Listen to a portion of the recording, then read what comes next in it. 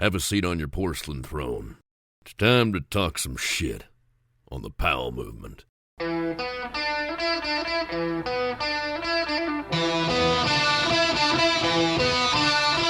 Welcome to the Powell Movement. I'm your host, Mike Powell, and for the past 9 days, I've been in the UW Medical Center with Ange. And after 3 surgeries and a procedure, Ange seems to be doing better than she has in a while. So that's exciting. Really, I'm just happy that the pain management is working out better, as there's nothing worse than seeing a loved one in pain and not being able to do anything about it. I hope to have Ange home in the next 5 days or so, but you never know with cancer and what it does to the body. It seems like every day something new comes up, but right now things are stable and I love that. But being that I want to be at the hospital as much as I possibly can, I'm starting to record from here. I found a hidden room, I got a code from one of the security people, and boom, I have my own space to record. The only thing that sucks about this little space to record is that I only have one screen with me, which makes it difficult to monitor my sound. So in this week's episode with legendary big wave surfer, pioneer, and world record holder Garrett McNamara, I have his volume a little hot. And while it isn't that bad, I want to let you know and call myself out all at the same time. Good thing is, you may not even notice, and it doesn't take away from the podcast. With this one, I had limited time with Garrett, as he was on an HBO press day with a ton of different media outlets. So we had a 40-minute window to record in. I feel like I was able to get some gold out of him, and I hope you like it. I should also mention that Season 3 of the 100-Foot Wave premieres on HBO on May 1st, so when you're listening to this, it is available right now. You should check it out. It is definitely a series worth watching. Before we get into the podcast, I want to ask you to do a few things for me. First, please follow me on Instagram at The Powell Movement. Second, tell a friend about the show and rate or review me wherever you listen. And finally, please, please, please support the amazing brands that make this podcast happen. They are Elan Skis, Stanley, Best Day Brewing, and Outdoor Research. Now, let's talk with Garrett McNamara. Garrett had to go. There's a big swell, and he just left to the airport. Do you guys want to talk to Nicole instead? I mean, we can reschedule the interview for another time, I guess. I'm joking. It's crazy. I mean, it's crazy because I'm in like the craziest point of my entire life. So when you said that, I was like, man, that's fine. We can do that. I'm going to jump right into it because we don't have that much time. But your people reached out with a press release and they were like, we'd love you to screen this show and check it out. And I came back and was like, yeah, I'm going to check out the show, but I want to speak with Garrett. And here we are. So thank you for making some time for a podcast. My pleasure. Anybody who's interested in what we're doing and sharing it with the world, I'm just all yours. Thank you. Well, thank you. And, you know, it's interesting because my podcast is more of a snow-focused podcast. And I guess I should ask you just right off the bat, is there any ski or snowboard history in your background, or is it all just on the water? I love snowboarding. It is the closest two-toe surfing giant wave. So I definitely love snowboarding. I've tippy-toed in it here and there through the years. Never got real serious because I didn't want to get injured and not be able to surf that giant swell when it comes.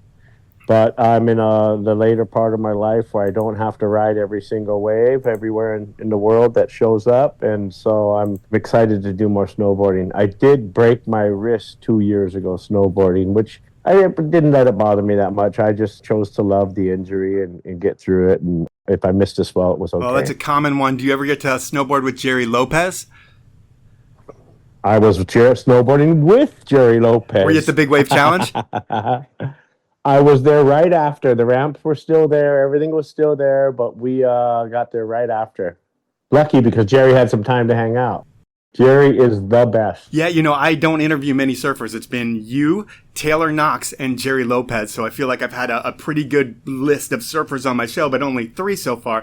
But we're not going to talk about Jerry. We're going to talk about the show, the 100-Foot Wave. And the whole thing starts out with the hot topic. It's head injuries. And you said you've had at least 100 concussions. And have you noticed a difference in how your brain functions? Or has other people noticed it and been like, hey, man, you need to get yourself checked out?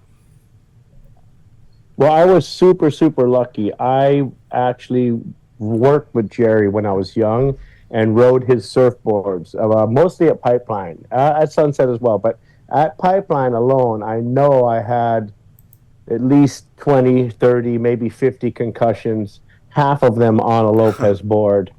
And then, the rest of my life, Maverick, I mean, the whole world. I would travel the whole world searching big waves. Tahiti, I've had 20, 30 in Tahiti, 20 to 50 at Maverick. You name it. I've had mild concussions that you wouldn't count as a concussion, but every blunt force trauma to the head causes a mild concussion, causes a little bit of damage. Your brain has to repair itself. So I would say minimum of 100, if not 1,000 mild concussions throughout my life. And when does concern start for like CTE? Because everybody knows it's such a hot topic. I mean, we saw it in action sports with Dave Mira, and I'm sure we're going to see it with others as well at some point. When did that become a concern for you? To be very honest and not very proud, when I left my baby on the couch to go run and get a diaper, and the baby was rolled right off the couch onto the floor, and I didn't put it together. There was something was missing. There was something missing, and that was when my wife said, "Hey, what's going on here?" And I thought to myself, "Yeah, what is going on here?"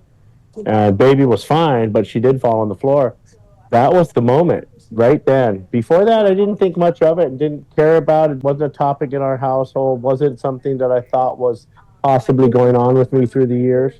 And then it really hit home, and I thought back at all the times that I hit my head, and the few times that I know I had a major concussion, and the numerous times that I thought, whoa, that definitely could have been a mild concussion. And I mean, in watching the show, your wife is a total badass, and she's been super supportive of everything that you do, but it seems like almost something changes where she starts questioning that is it worth it almost for you, and it doesn't seem like you're questioning it because you've always surfed. That's kind of what you've done. Does that put a strain on the relationship at all when she starts questioning it, but that's who you are?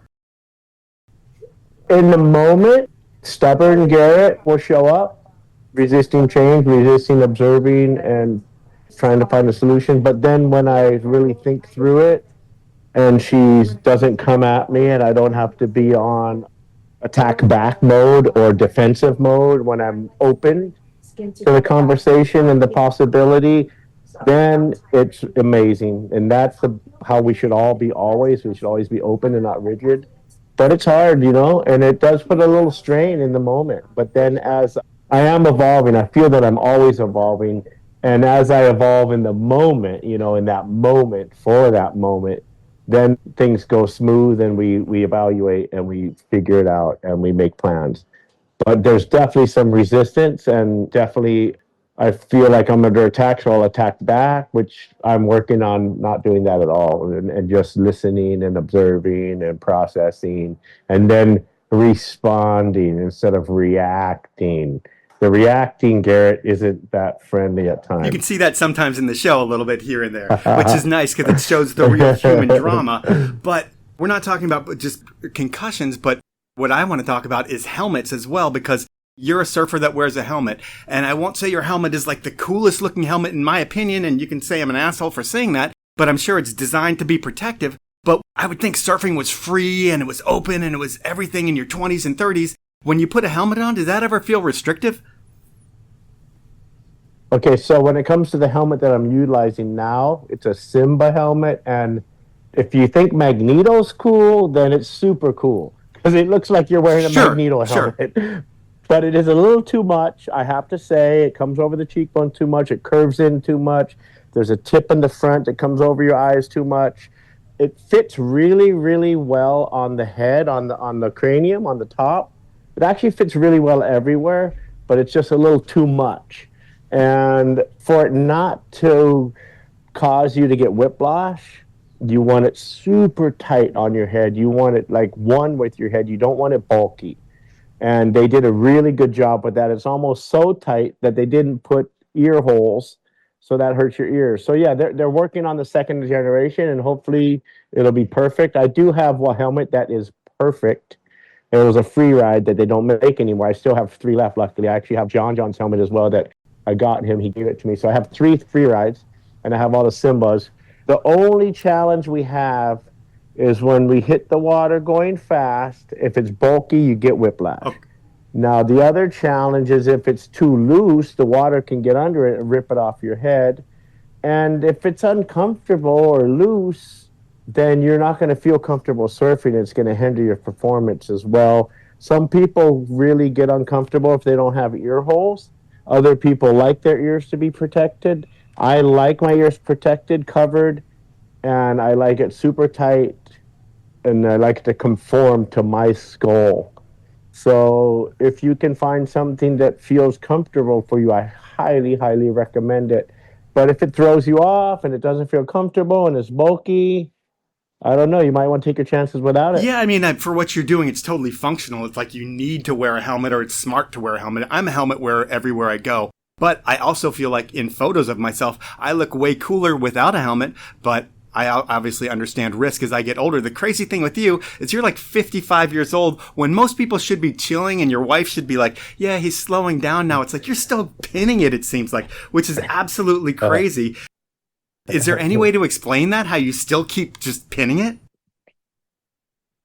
Well, health, what we eat is a big part of it, but it's just my drive. I just love surfing so much, and I love being in the mix that somehow I will myself through things. Look, Chris Smith, the director, he just said this. I didn't realize it, but he said, I have some ability to will my way through things that would not be possible. But you have to be prepared. You have to train. If you have children, you want to make sure you're coming home. No children, if you're doing what you love more than anything and you pass away, maybe that's okay. I always thought it was okay until I had kids. But now I'm doing everything in my ability to make sure I come. I surfed more than I've ever surfed last winter, which is going to be in season 4. And I had so much fun. And I was kidding Christmas. Every time a swell came, I was the first one out and just had a blast. So I don't know. It's all about what we want. And the main goal the last couple of years was perfect waves only if it's perfect. I don't want to risk it unless it's perfect. Last year, I changed it to having fun. If I'm having fun, do it. No fun, don't do it. So second it's not fun, I'll go in. Or I won't even go out if it doesn't feel like it's going to be fun. But if I'm having fun, keep going. Also, be patient, be present, stay present. Don't get too caught up in your expectations and catching it. I got very caught up in my expectations in season 3 and last year, which will be season 4. I'm getting very caught up in my expectations, which that really is debilitating. When you do not get what you're looking for, and you might take it out on somebody else, and it's just not the way to live. Yeah, you just have to enjoy everything and have fun. Well, when you think about the way to live and have fun and your HBO special, it's kind of a weird thing because you're this surfer who doesn't seem like, or maybe for 25 years didn't seem like you wanted to open up everything in your whole life to the whole world to see, and you had this underground career that people really didn't know about. Then you start surfing big waves and people find out exactly who you are and the whole Nazare stuff, and you've kind of blown up, and then this HBO thing. But is it weird, because I won't call it selling out, because you are doing something really, really cool, but is it weird opening up your world to the whole world and not being Garrett, the dude who just surfs big waves? It's like the Garrett, the guy on HBO? The goal was to keep surfing. My whole life, my goal is to be able to keep surfing, and I wrote that at the top of my business plan, and then I wrote my map underneath that to keep surfing when I was 35. And then once I got to a place where I was kind of content, actually once I met Nicole and started doing a lot of deep diving, soul searching, why are we doing things, what are we doing, what's the purpose?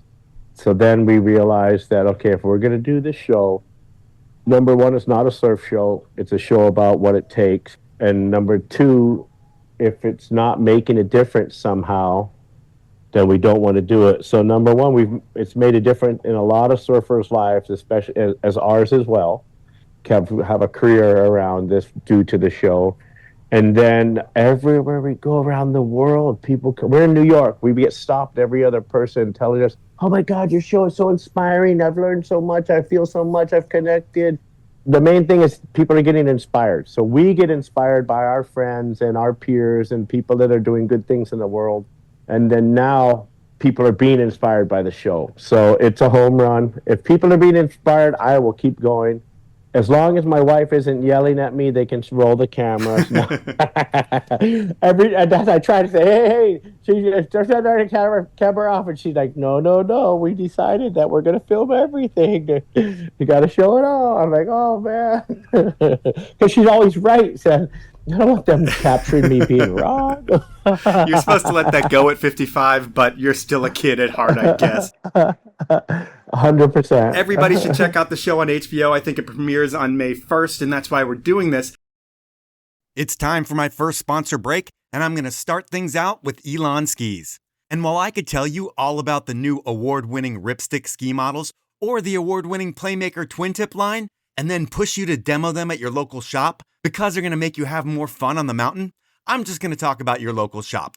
There's something special about stepping into your local ski shop. The smell of the freshly waxed skis, discussions about where to find the best skiing, what the shop kids like skiing on best, what they think the best products are, and that expert advice makes these shops more than just a great place to buy gear. Elan believes that ski shops are the soul of skiing, a place where skiers come together for genuine human connection, and that can't be replaced online. And I agree with them. I mean, going to a ski shop is an experience where you connect with a like-minded person who, in a short conversation, understands what you want to do and sets you up with the right gear so you can have as much fun as possible. Shops are among the last authentic pieces of ski community that we have left. So please buy your ski gear from your local ski shop. You can find a list of Elan dealers nationwide over at elanskis.com. My final sponsor this round is Stanley. It's hard to be known for both being that green bottle that kept your grandpa's coffee hot and being the most popular product in pop culture. But that's what Stanley is these days, and that's what you get when you mix in the quality that Stanley has been known for since they pretty much created the category of keeping drinks piping hot and ice cold in 1913. And lately, over 100 years later, that quality, combined with some incredible colorways, partnerships, collaboration, and events, has made Stanley bigger than ever before. And while they're creating some game-changing marketing, working with people like Olivia Rodrigo and Messi, are you kidding me? That's so cool. But what I love is how functional Stanley's products are. I personally use a Stanley pint glass every single day, and I swear by them. And my wife and so many others out there can't live without their Stanley quenchers. I mean, Stanley makes a product for everyone, and now everyone can get Stanley's incredible products in a colorway that totally suits their style, like my new Miami Vice colored pint glasses. I love my Stanley stuff, and I want you to love Stanley too. And I bet you didn't know that Stanley offers Powell Movement listeners their biggest discount that they make available to the public. That's right. I'm going to save you 30% on all of your Stanley products. Here's what you need to do. Go to stanley1913.com, go shopping, and at checkout, enter the code POWELL2025. That's a capital P and then the numbers 2025 with no spaces in there, and you're going to save that 30%. Those are my sponsors. Now let's jump back into the podcast. Doing a little bit of research about you, your backstory is so interesting and so much different than so many people that I've had on the show. I think you were born in Massachusetts, but a lot of your life was spent on communes with your mom and your brother. Was it hippie shit, religious shit? What was it like? A little of both. First, she was looking for herself, so she brought us to Berkely, Cazadero, Sonoma County, where she started a hippie commune with about 20, 30 people. And we literally ran around naked and free love and grew all our own food, had a cow. That was super, super fun. Loved it. We all lived in one house together. Then all of a sudden, some of the people wanted to build their own house. We had 44 acres. Everybody's building their own house. And she got a little disappointed and discouraged and said, I'm out of here. So then she went traveling. We went all the way to British Honduras with a Volkswagen van from Cazadero to British Honduras, driving the whole way. It was crazy. I got left with some Mexican family for 2 weeks. And it was actually the best time of the trip because I had this stable life on this farm with this Mexican family that we didn't know at all. Somehow we met them. They took us in off the road or whatever, and she left me with them. And it was amazing. Luckily, it was not traumatizing. Luckily, they didn't have their way with me, or who knows what could have happened. But anyway, then at about 6, after Honduras, she started looking for God. She drug us through Buddhism. I mean, Nam Myoho Renge Kyo. Is she on drugs at all, or is it just spiritual? She wasn't that much of a druggie, but she wasn't a druggie. But she partook. Like, they had some LSD. She might do some. I don't know. I don't know what she did, but I know she did a little bit of whatever was around, but it wasn't her thing. And never was a drink. Never really drank. So she was her head was pretty on straight, except I think she was kind of lost. So she first looked for herself and changed her names about 10 times. And then she was looking for God, and we went to Mount Shasta, where supposedly that's where the aliens are, right? I don't know why she went to Mount Shasta to look for God. Maybe God and aliens are hanging out or something, but we were up there on Mount Shasta. And I remember we're sitting around this fire, and there's these strange people in robes, and all of a sudden she's like, "Oh, these are our people.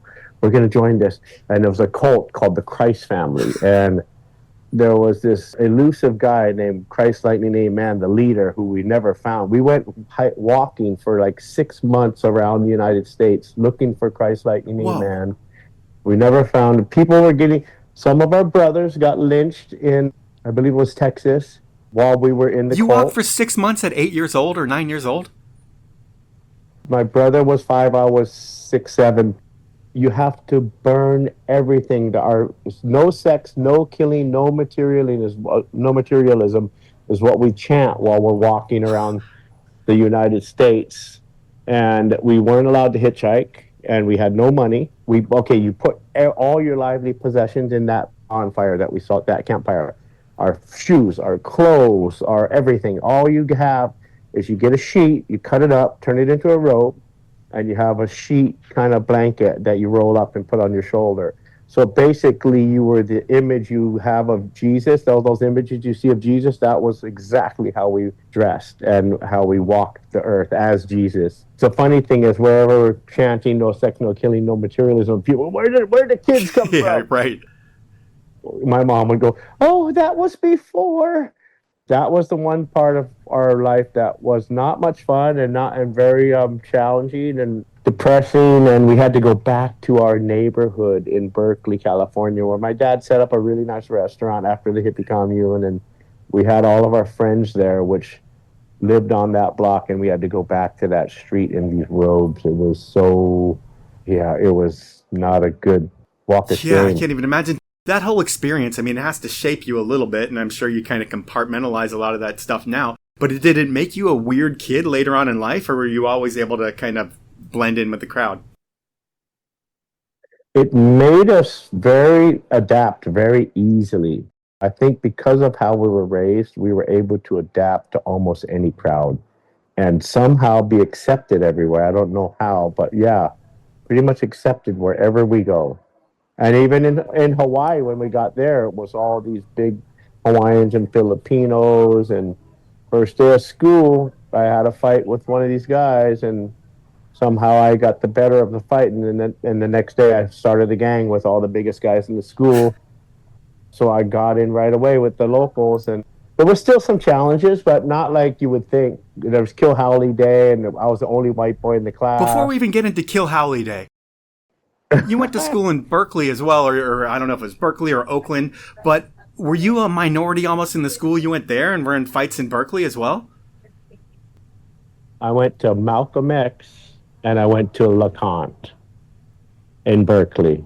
And yes, the answer is yes. So when I got to Hawaii, it was pretty easy after going to the So you had to fight your way everywhere you went. It was either you were the weird kid chanting or you were fighting your way for respect wherever you've gone in your life. You know, I don't know. I definitely had my share of fights, but I don't remember the school situation in Berkeley and in LeConte, but I can only imagine. But the funny thing is, we barely went to school. I would have to say, out of 30 days of school, we maybe went 1 or 3 or something at most through the whole year. We went to UC Berkeley every single day. And my dad would catch us. I remember he caught us once on the campus or wherever he's just happened to run into us, brought us back to the school, brought us in the front door. You know what we did? We went out the back door. Was that in your skate days? Were you just like skating the campus? Skating and BMX all day, every day, and baseball. Okay, so it was like Dogtown and like Rad, the movie at that point that kind of inspired you?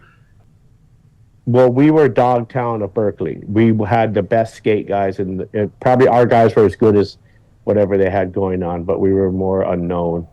We were younger, and we had the older guys that were badass, and we hung with them. And we had the 2-block street that had like 20, 30 friends, and we just skateboarded and BMX and baseball, but skateboard was our favorite. So that has to be so awesome when you finally have that after living the life that you had lived traveling and walking and doing all that stuff, and you have 20 kids that are all into the same shit that you're in. And then your mom's like, hey, we're going to Hawaii. Did that piss you off? Were you excited? What was that whole deal? Kicking and screaming, like, what the? We finally got stability. We finally got all this. And then, we did not want to go. She said, "No, don't worry, there's surfing. It's like skateboarding, but on the water, when you fall, you don't hit the cement, you hit water." And that was the only thing that sounded a little appealing, like enticing, because I had watched the Pipe Masters on Wild World of Sports in like 1976, and this was 1978. But still, we did not want to go. So you get taken to Hawaii, and you talked about being in school, and you got in a fight in day one. You start a gang. What is Kill Howley Day? I mean, I know Howleys are, I would think, white people or anybody who's not Hawaiian. But Kill Howley Day, is it pretty much everybody gets their ass kicked if they're white? The real definition is anybody who's not Hawaiian. So Filipino, Chinese, Japanese, all the people that somehow don't think they're Howleys now are Howleys. But the real definition of it now is the white guy. And what it has evolved into. And when we were there, it was the white guy. I think probably from like the 60s or probably about the 60s, it turned into the white guy. And we Kill Howley Day is the last day of school. If you're Howley, you don't go to the last day of school. I didn't go to the last day of school for various reasons. One, I barely went to school. We'd always went surfing. So why would I go on the last day to the school when, if you're in the wrong spot, it could go sideways or you might have to fight. Okay. And then with surfing, you start surfing at like 11. So does that put you years behind everybody else in Hawaii? Yeah, all of the people that we met and got to know, like a year later or 6 months or a year later, were already winning contests. They were literally surfing circles around us. So I figured there's no way for me to ever be a pro surfer, but it was what I love to do more than anything. And I'd go out and I'd be in the water and it's warm and I got my shorts and it's sunny and there's perfect waves. It was like the day would just disappear, without even thinking about it. It was just a place where I felt I belonged and nothing mattered on the land. When we got to Hawaii, my mother had nothing. We had nothing. We were on welfare. The apartment we moved into had zero furniture. We had to sleep on the floor. Luckily, there was the old school shaggy carpet on the floor, so we got to sleep on carpet, but we were on the floor. So not a perfect way to grow up by any means, but you make the best out of every situation, it seems like. So you're surfing a shit ton, and how long does it take before you're able to hang with your friends in the water? I would say 15, I started to get good, but I still was nothing compared to my friends. And the small waves were what I loved. I didn't like waves. I had a wipeout at 15 in a 10-foot wave, and I vowed to never surf a wave over 10 feet tall. And then at 16, this Peruvian guy who took care of my brother and I, he looked like our father figure. And he's like, "Get Punk," he said, literally, "Punky, you're coming." He called us Punky, and he called us the Stacks brothers. Stacks 1 and Stacks 2. Because we used to fight to roll the joints. Because you guys smoked a shit ton of weed back then, right? Shit, oh my God. 10 a day. Just like big spliffs? Big ones. And that's the lifestyle, right? Wake up, smoke a spliff, surf. Yep, exactly. And so then he said, "I'm Punky, you're come with me." So I'm literally cringing, shrugging my shoulders. He's grabbing me by the neck, and I'm going, no. He's like, don't worry. I'm going to give you the right board. I'm going to show you where to paddle out. I'm going to show you the right spot to take off, and I'll put you in the right spot. You're going to have the best time. I'm like, no. So he got me out there perfectly, got me right to the perfect spot, gave me the perfect board, which I caught the wave without even trying. And then all of a sudden I fell in love. Right there at 16 years old, I fell in love with big waves. That's when I really felt comfortable, and that's when I felt like, okay, I didn't still think I could be a pro, but I just was like, wow, this feels like effortless. This is fun. This is where I belong. Yeah, I mean, I would think it's a different type of riding than the Vans Triple Crown kind of riding, which you still get invited to when you're 17. But when you're riding the big faces, it's like big mountain riding. It's all about the speed and just the commitment. And I would think there's a whole bunch of different things than the trick riding and getting barreled that you see on the WSL type of surfing. But you did get invited to the Vans Triple Crown at 17. How big of a deal was that for you? I was so surprised. And, I focus and work hard and make plans and manifest and see things happening and know they're going to happen. Becoming a professional surfer was the one thing I'll say that I never thought was possible and was a fluke. And I got lucky because of Randy Rarick putting me in the contest. Yeah, that was amazing. That was a dream come true. That was what sparked it. That was what set me up for the rest of my life. I was in senior year of school, 17 years old, halfway through the year, and I was getting D's and F's. And I was literally thinking, okay, I think I'm going to flunk F's the next 2 quarters so that I can stay in school another year to figure out what I'm going to do. Am I going to be a carpenter? Am I going to be a waiter? What am I going to do with my life? I don't know. I don't want to do that, but what am I going to do? And I really wanted to stay in one more year. And that was when he put me in the Triple Crown. And back then, amateur surfers, if you accept any amount of money, you're automatically pro. Nowadays, you could have $1 million contract and stay amateur. So I won at the Pipe Masters and the Sunset. I made it to the money round in both contests, $250 in each one, quarterfinals. Gladly accepted the money and went, oh my God, I'm a pro surfer. And then I took school real serious enough to actually pass. So I made sure I graduated. And then, it was all about Japan for 10 years. Anata nihongo shiberu dagara ippai nihonjin tomodachi.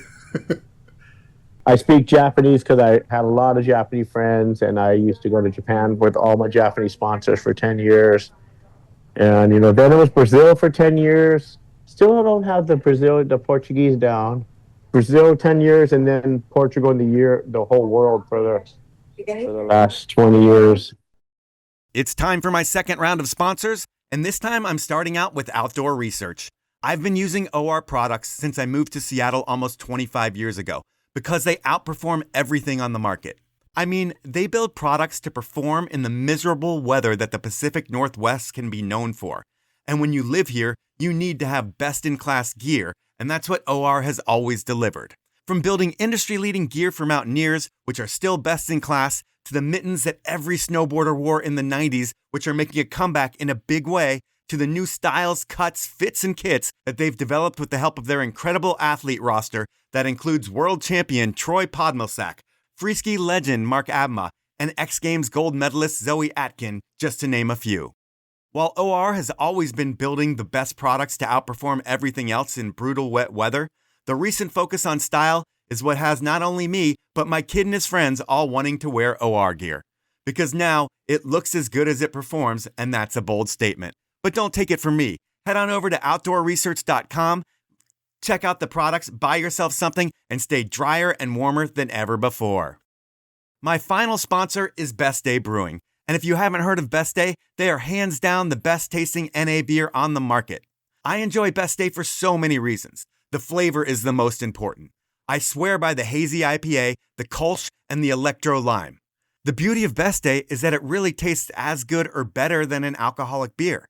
I mean, in a blind taste test, if I put an Electro Lime against any Mexican beer, 9 out of 10 times, my friends are going to pick the Electro Lime because they like it better.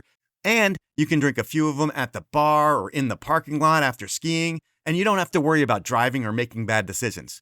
Really, I haven't quit drinking. When I go to the bar to have beers, I always mix in a few Best Days with the leaded stuff, so I can be more functional throughout the night, and an added benefit that I didn't expect was it makes me last twice as long. I mean, I can stay till closing time. I don't know what you were thinking, but if you want to have your best day or night ever, or just want to enjoy a few cold ones anywhere, grab a Best Day and you can forget about the calories, forget about the alcohol, and forget about getting in trouble on the way home. To see all the flavors and order some beer, head on over to bestday.com, and if you're flying on Alaska, you can enjoy a Best Day Kolsch at 30,000 feet. Those are my sponsors. Now let's jump back into the podcast. you were big in Japan or you had a lot of Japanese sponsorships. And it's an interesting thing because it sounds like you came from nothing. I mean, obviously there was no money in your family and you had to struggle to get by your whole life. And then is it one of those things where these Japanese brands come and see what you're doing and throw some money at you? And instead of maybe looking at the whole landscape of the whole surf world, you're like, yeah, I'm going to take the money right away. How did you end up on Japanese brands?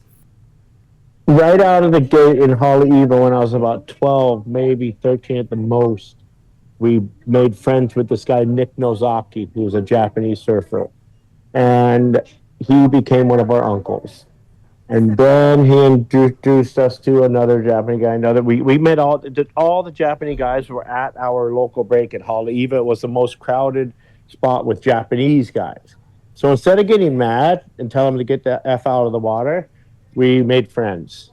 And then from there, it evolved into, hey, this guy is my friend. He got this company. Maybe they can sponsor you. Actually, Willis Brothers Surfboards is the one who started the Japanese relationship by getting us sponsored by Hotline Wetsuits. And then we went with Hotline Wetsuits to Japan, and we had these old school portfolios with all of our surfing pictures in them. And then I would go to these big corporations in Japan and try to get them to sponsor me. And they somehow, there was this one, the hardest sell ever was a 7-foot tall Japanese guy at Murasaki Sports Store, the biggest sports store chain in Japan. Somehow I got in there. I'm trying to sell this guy that it's going to benefit him to sponsor me. And he's just like, no way. He was not my dude.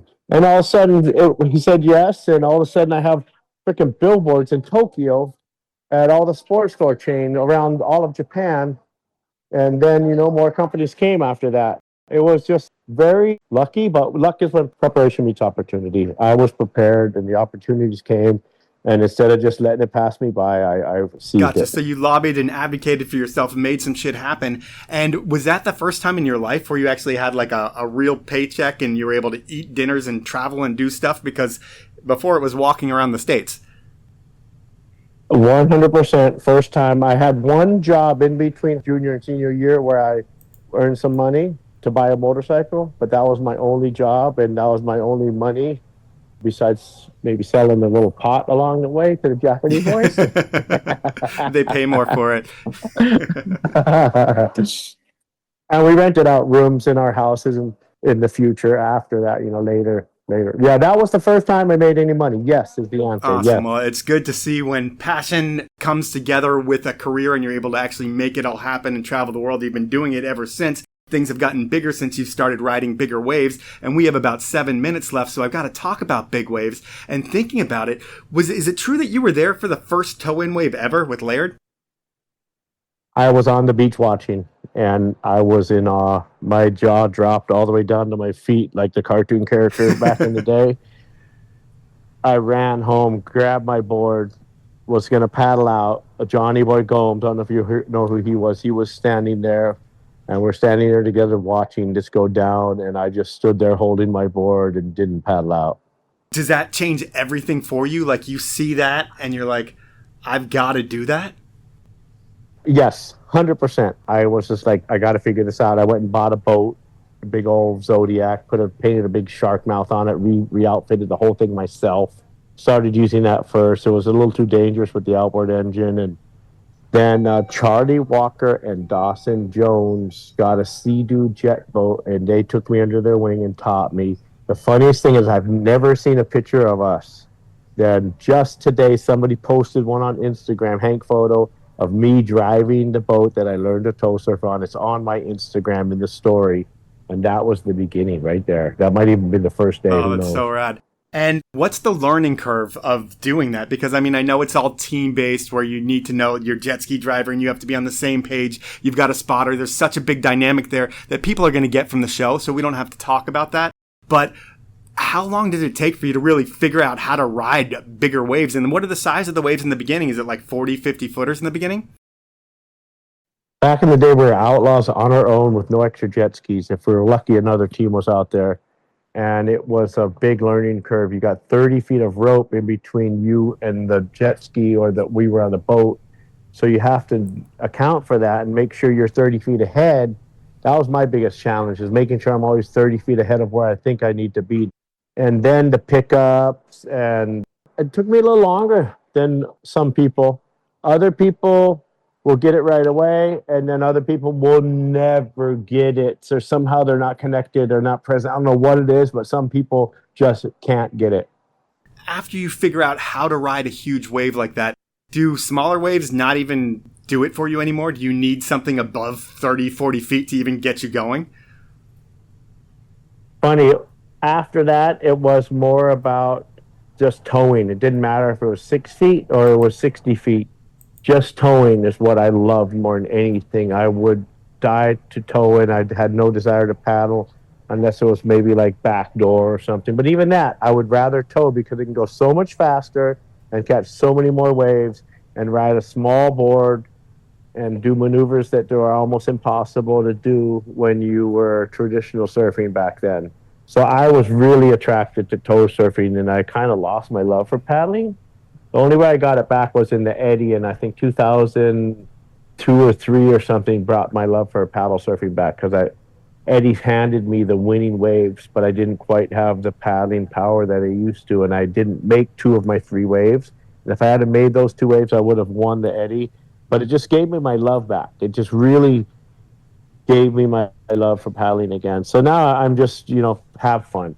Having fun, surf. If you're paddling, having fun, surf. If you're towing, having fun, surf. No fun, no surf. All right. Well, I end every podcast with something that I call inappropriate questions. And I was trying to get someone that you knew to come up with 3 questions, and they could be anything. But really, I didn't have that much time. So much shit's going on in my life that I didn't make it happen. So I came up with 2 questions because we're at the end of this and you don't have that much time. I'm going to go with the first one. Northshore, the movie, had a rad beach party scene. I'm sure you've seen the movie. You probably know Turtle and all the people in it. I actually helped write that. The writer came to me and Brian King and asked us all the stories about the North Shore and went back and wrote it. Oh, that's amazing. Well, I love that movie. I think everyone that I know loves that movie. There'll never be another one like him. But either way, while you might not party, what's the craziest beach party kind of thing that you've seen on the North Shore? You know what? In the movie, we had that Halloween party. I was there. It was pretty cool. It was filming, but it was also kind of real. But the craziest party, there's been so many. The craziest I've ever gotten was partying with Buddy McRae and my birthday. We go to town, we party all night, then we come back and we're partying at his house at Sunset Point. And it involves some skinny dick spin on the beach at sunset and running around getting crazy, having fun. All right, and my final inappropriate question, how we're going to end this interview, is localism is a real thing in Hawaii, and it's a real thing, I guess, in a lot of different places. But what's the worst case of localism that you've seen, like on a break? Well, the best case is when people definitely don't belong out there and they're ushered in somehow. But the worst case is just guys getting beat down.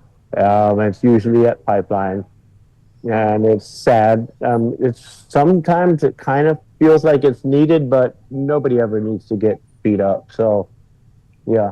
I would say Pipeline. All right, well, that's the podcast, and your story's so rad because you had to overcome so many different things, especially in your childhood, and that wasn't easy. And then while you're a surfer, it wasn't like you were a big name until you found your calling in big wave surfing. And now, while everyone else was retiring, you were kind of making a huge career, and your career was taking off, and that's so unusual. Everyone should check out your series on HBO that drops on May 1st. I thank you for sharing a little bit of your story, and I thank you for your time. Well, it was a pleasure. You had a lot of really good questions. Thank you. Thanks for sharing what we're doing with everybody. Aloha. So that was time with Garrett McNamara. And dude, what a complete badass. You should watch his series 100-Foot Wave on HBO to see what I'm talking about. I mean, this guy is old enough to be a grandpa. And he's surfing waves that some pros in their 20s would be afraid of. But that's just the tip of the iceberg. Garrett's story goes way deeper than that, and maybe I'll get him on the show for a full podcast because we really just scratched the surface of all the different things he's done. And with this interview and a few others I've done, it's different. It's not really like I'm a surfer and I'm never going to pretend to be a surfer. I'm an interviewer. And, I'm going to do the research to stoke the person I'm interviewing out and pull some gold out of them. I hope I did that in this interview for you. While the shows may be getting a little shorter for a while, I'm sure you understand with my personal situation, I'm still going to be able to go for those gold nuggets and pull them out for you. That's the podcast for this week. I want to thank you for listening and subscribing and telling your friends about the show and all the things that I ask you to do. And most importantly, please support the sponsors who make this show happen. They are Elan Skis, Stanley, Best Day Brewing, and Outdoor Research. Have a great week, everyone.